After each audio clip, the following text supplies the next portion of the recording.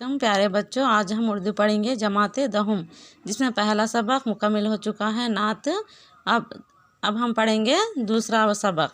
दूसरा सबक है शहरों में कोई चांद को मामा नहीं कहते। इसका पहला हिस्सा मुकम्मल हो चुका है। अब हम दूसरा हिस्सा पढ़ेंगे। दूसरा हिस्सा है माखज़। माखज़ यानी सबक को किसने लिखा है, कौन से किताब से लिया गया है। ये सबक किताब चेहरे याद रहते हैं से लिया गया है। इसके मुसन्निफ़ एक मशहूर शायर है। मशहूर शायर है कौन? मुनव्वर राना। वो किताब का नाम है चेहरे याद रहते हैं।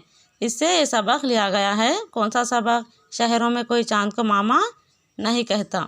इसी तरह यहाँ पे सिन्फ की तारीफ़। सिन्फ यानी एक इंशा है। यहाँ पे इंशा के क्या माने हैं, इंशा किसे कहते हैं? इंशा के माने पैदा करना है। यानी कौन से भी एक सबक में कैसा बच्चों को पढ़ाना, उसकी अहमियत क्या है, सबक किस तरह पढ़ाया जाता, कौन से अल्फाजों को इस्तेमाल किया जाता, कैसे अल्फाज का इस्तेमाल होता, इस इंशा में बताया गया है। इंशा या किसी हासिल मौजू के बारे में लिखने वाले के ख़यालात, यानी जो शायर लिख रहा ना उसके ख़यालात पाए जाते किस में? ये इंशा सबक में। लिखने वाले के ख़यालात और जज्बात के अमल का परतू होता है। एक ऐसा अदब पारा होता है जिसमें बेक वक्त मौजू के बारे में, यानी एक मौजू है तो उसके बारे में फ़िक्र अंगेज़ी ख़यालात की रनाई, तासुरात के दिल फरेब तर्जुमान या असलफ़ का निखार और तसव्वुर की लताफ़त सभी अनासर इंशा हमारे जहन को एक ख़ास ज़ौक़ आगाही बख्शता है और हमारे जज्बात में एक इंसबात पर तरोताज़गी और तांबा की पैदा करता है। यानी इंशाया हमारे जहन को एक ख़ास ज़ौक़, यानी इंशाया के ज़रिए ऐसी उसमें इंशाया ऐसा रहता है कि जितना भी पढ़ो हमारे दिमाग को बहुत ही मालूमात हासिल होते हैं और जज्बात पैदा होते कि और ज़्यादा पढ़ना और अच्छे मालूमात हासिल करना। इंशाया की सिन्फ में बड़ी लचक और इसके मौज़ूआत में बड़ी हमागिरी और वसत है। ये सिन्फ ज़हनी बेदारी और समाजी हरबे के तौर पर भी इस्तेमाल होती है। ये इंशाया समाजी हरबे के तौर पर भी इस्तेमाल कर सकते हैं। इसी तरह अब यहाँ पे है इब्तिदाया। देखो यहाँ पे इब्तिदाया है। रोटी सेकने के लिए माँ जब सूखी गीली लकड़ियों को सिलगाती तो पसीने पसीने हो जाती है। यहाँ पे एक इब्तिदा यानी छोटी सी कहानी की शक्ल में दी गई है। रोटी सेकने के लिए माँ जब सूखी जब चूल्हा लकड़ियों का सिलगाते हैं तो वो पसीना पसीना हो जाते हैं और इसके मुक़द्दस पसीने के रोटियों में जज़ब हो जाते हैं। यानी इतना जज्बा से रोटियां पकाते कि वो पसीना निकलते निकलते रोटियों में जज्ब हो जाता। यानी इसकी मेहनत से बहुत ही रोटी पकाते। माँ, शहर ने मुझे बिरयानी खिलाकर रोटी की लज्जत छीन ली। क्या बोले मुनव्वर राना? मेरे माँ जब रोटियां पकाते तो बहुत ही अच्छे थे, मज़ेदार। शहर ने मुझे बिरयानी खिलाकर रोटी की लज्जत छीन ली। शहर में जाकर मैं बिरयानी दूसरे चीज़ों को इस्तेमाल करने से मेरी रोटी की जो मज़ा था वो चलेगा मेरे दिल से।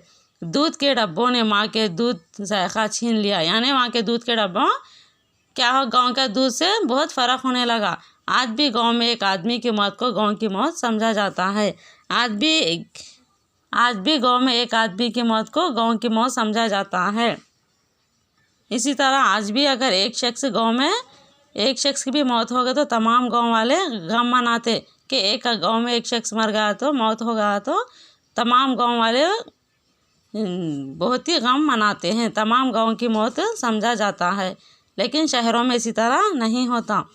तेज़ रोशनियों में नहाई हुई सड़कें, ऊंची इमारतें मगर बंद से मकान, कमरे मसनूई ठंडक और फूलों से आरास्ता दरीचे, बंद रास्ते, गाड़ियों से भरे हुए गुजरना दुश्वार, इतनी उलझने के संवरना दुश्वार, इतना बोझ के मरना दुश्वार, इतनी जल्दी के ठहरना दुश्वार, जब ज़िंदगी इतनी तेज़ रफ्तार हो जाएगी। यानी शहरों में ऐसा रहता, तेज़ रोशनियाँ और रोशनियों में बहुत ही सड़कें ऊंची, बड़े बड़े इमारतें रहते मगर अपने मकानात कैसे रहते? बंद मकान, कमरे क्या रहते? मसनूई ठंडक, कुदरती हवा नहीं आती। वहाँ पे झाड़ों से कुदरती हवा, यानी झाड़ों जंगला से कुदरती हवा आती, लेकिन वहाँ पे एसी अंदर फ़ैन वगैरह वो मसनूई ठंडक रहती। और फूलों से आरास्ता दरीचे, बंद रास्ते, गाड़ियाँ, यानी रास्ते बहुत ही छोटे छोटे रहते वहाँ पे, बंद रास्ते, गलियाँ पूरे छोटे छोटे महलों में गलियां छोटे छोटे रहते, गाड़ियों से भरे हुए पूरा ट्रैफिक का शोर रहता, हर तरफ गाड़ियों से भरे हुए रास्ते गुजरते और दुश्वार इतना बोझ के मरना दुश्वार, वहाँ पे रहकर इतनी मुश्किलात सहना पड़ता कि ज़िंदगी इतनी तेज़ रफ्तार से गुजर जाती है। तो फिर कैसी रिश्तेदारी, कैसा खुलूस, वहाँ पे कुछ भी रिश्तेदारी बाकी नहीं रहते। कैसा खुलूस, कैसा एहतराम, क्या ज़रूरत है चंदा मामा से मिलने की, गुफ्तगू करने की। आइए देखें मुसन्निफ़ ने किस तरह दही ज़िंदगी और शहरी ज़िंदगी का खाका इस सबक के ज़रिए खींचा।